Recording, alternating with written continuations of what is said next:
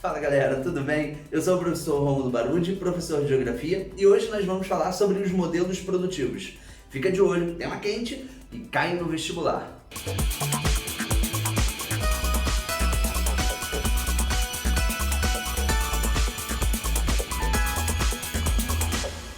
E aí galera, tudo bem?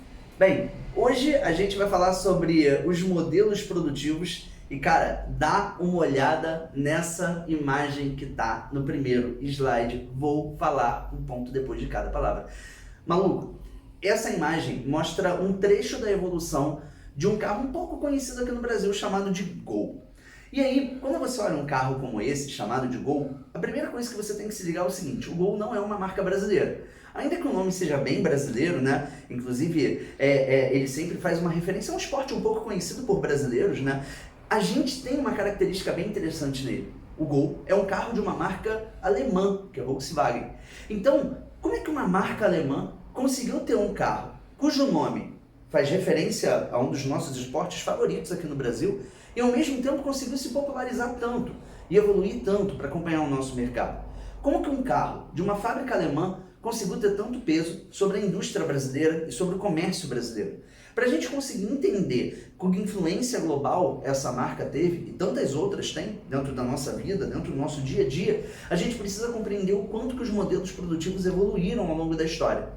Então, para isso você tem que entender um ponto. Os modelos produtivos vão começar a se desenvolver, dando uma olhadinha nesse slide que vai vir agora, a partir de um momento chamado de Taylorismo, né? O Frederick Taylor, ele foi o primeiro cara que conseguiu, na verdade ele foi o pioneiro a pegar a administração de empresas, de fábricas e transformar isso em ciência no século XIX.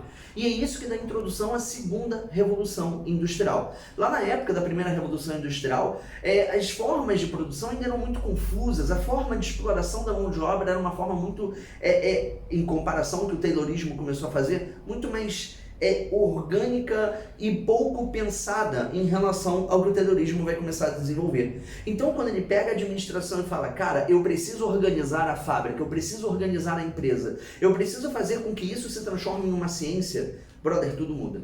E como tudo muda, a gente começa a entender que o Taylorismo não é apenas um marco da segunda revolução industrial, mas também é um momento em que a administração deixa de ser apenas uma prática de senso comum por empresários, e passa a se transformar em uma ciência, algo a ser estudado. Então, o Taylorismo vai ser o primeiro ponto desses modelos produtivos. É nele que a gente começa a perceber que para a produção existir é necessário ter organização, é necessário ter sincronia, é necessário ter cronometria, ou seja, é necessário que a organização de uma fábrica coloque cada fase em um seu ponto. É necessário que esses pontos se conectem dentro de uma ergonomia, ou seja, eu preciso ter habilidade de organização suficiente para que um ponto se conecte ao outro, para que faça sentido.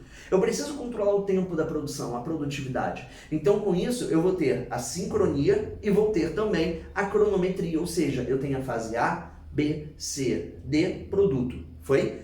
E isso tem que ser calculado em um tempo. A fase A precisa durar X tempo, a B, Y tempo, e assim sucessivamente. Então, quando eu faço isso, eu consigo criar uma relação entre produção e tempo, a produtividade. O negócio é que a partir do Taylorismo, a gente vai ter o desenvolvimento de novos modelos produtivos. E um mais famoso, que por sinal muita gente se confunde, mas a partir de hoje você não vai se confundir, é o Fordismo. O Fordismo não é Taylorismo. Taylorismo não é Fordismo. Mas o Henry Ford, que é o cara que cria uma fábrica um pouco conhecida, chamada de Ford, né? Ele se aproveita daquelas ideias tayloristas e pensa, como é que eu posso melhorar isso? E aí, quando ele melhora aquilo ali para uma indústria automobilística, lembrando que carros não são panelas, então é difícil de você levantar, você precisa de uma esteira de produção, acelerar a produção, criar um modelo de produção em massa e fazer com que aquele trabalhador que vai trabalhar repetidamente numa função cansativa perceba que o tempo de duração da produtividade dele precisa ser contado também. Então a jornada de trabalho vai diminuir um pouco para que aquele cara consiga todos os dias produzir muito. Na cabeça do operário, cara, está trabalhando menos, que maneiro. Mas ele não está percebendo que ele está trabalhando todos os dias mais rápido, acompanhando o ritmo mecânico de uma esteira de produção em uma fábrica que produz em massa, para que o produto chegue em uma quantidade maior e o consumo possa ser em massa. Repara que quando eu falei isso, a ideia é justamente essa, é criar um cenário de oferta grande para uma procura grande. Então, o Ford acaba virando um grande um grande iniciador de uma grande sociedade de consumo nos Estados Unidos. Lembra que isso é uma das portas para o modo de vida americano, o chamado American Way of Life. A grande questão é que quando tem um modelo de produção grande, intenso, rígido, potente como esse, em massa, entenda que eu preciso ter uma sociedade de consumo naquele país, nos Estados Unidos e no mundo gigantescos. O problema é que nem sempre isso dá certo. Eu vou ter grandes cidades produtoras de indústrias como Detroit, por exemplo, que vão ter esse cenário industrial potente demais. Os Estados Unidos vai ter um potencial industrial monstruoso, a Europa pouco a pouco vai voltar a ter também para conseguir bater de frente com os Estados Unidos, Japão a mesma coisa, só que, cara, chega um momento que entra em colapso. Chega um momento que vai ficar caro de ter indústria. Chega um momento que fica caro ter indústrias naquela cidade, pagar aquela mão de obra mais cara, pagar aqueles impostos mais caros. Então as indústrias vão começar a buscar novos horizontes para se investir. A crise de 29, que também foi uma crise fordista, ela foi um dos marcos que condicionou esse novo pensamento produtivo, administrativo e industrial. Então, vamos dar uma olhadinha nessa questão rápida da Unicamp. Vamos brincar de questões da Unicamp. Nessa questão da Unicamp, o cara está mostrando justamente isso. Ele está mostrando que uma das principais cidades industriais dos Estados Unidos entrou em decadência e que parte dessas indústrias começou a se deslocar para a Ásia, para as Américas, para outras partes do mundo, em busca dessas condições mais vantajosas. Então, lembra que quando eu tenho cidades fantasmas, como Detroit acabou virando, uma ghost town, a gente consegue perceber nesse cenário que essa flexibilização produtiva, esse desenvolvimento de novas metodologias industriais, de fábricas globais, cria um ponto final para a segunda revolução industrial ou um ponto inicial para a terceira revolução industrial. É isso que faz com que o gabarito dessa questão seja a letra D. Beleza? Quando ele fala sobre a acumulação flexível, quando ele fala sobre esse novo desenvolvimento, que a gente percebe no próximo slide. Repara que nesse próximo slide nós temos o pós-fordismo e o toyotismo. O pós-fordismo também vai ser um momento de interseção, quando eu consigo perceber que a terceira revolução industrial precisa de um modelo mais flexível de produção, de uma diversidade de séries maior. Eu não posso ter uma série rígida como no Fordismo. Eu preciso fazer com que o mercado entenda que tem opções. Para isso eu preciso de fábricas mais flexíveis e fábricas que não se localizem apenas em um ponto. Eu preciso entender o mercado.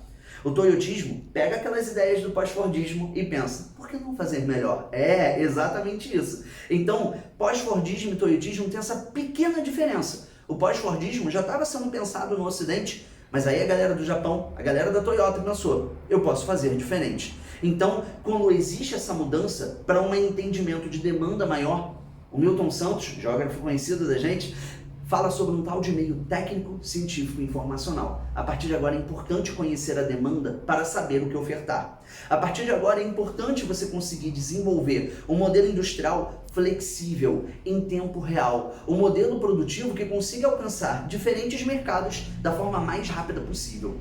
E sempre com constantes upgrades, sempre com constantes desenvolvimento. A produção toyotista não pode parar em tecnologia, ela não pode falar, tá bom. Ela precisa sempre ter um avanço. E a gente vai percebendo que ao longo da história, esse avanço vai ficando mais complexo, que a gente percebe nesse próximo slide. Repara que, mesmo que o toyotismo tenha dado origem ao conceito de just-in-time, a miniaturização produtiva, vão existir outros modelos, como por exemplo o volvismo, que é um modelo sueco, que vai priorizar a customização e a interação entre o operário e a produção. E nessa interação a gente consegue perceber que a segurança da produção fica cada vez melhor. Só que, cara, a gente está no século XXI. Os horizontes mudaram. Você tem um smartphone, você tem internet 3G, 4G, 5G. E quando você tem internets rápidas dentro de um smartphone, com compras online, com toda uma metodologia diferente, com armazenamento em nuvem, com toda uma tecnologia que jamais existiu em outro momento, a gente consegue perceber que estamos numa revolução que é tão digital, mas tão digital que a gente nem chama direito de quarta revolução industrial. A gente chama de 4.0, como se fosse um software, como se fosse um programa, como se fosse algo baixável no seu celular. Então, dentro disso, a gente consegue perceber que as novas perspectivas que existem para essa nova revolução industrial, que envolvem nanotecnologia, que envolvem esse sistema de internet das coisas, que envolve toda uma entrada no mundo virtual, é algo que a gente ainda tem que experimentar. Nós estamos na borda do furacão da quarta revolução industrial. A gente só pode esperar para ver o que vai acontecer a partir daqui. Então, com essa curiosidade, eu me despeço de vocês. Valeu, galera!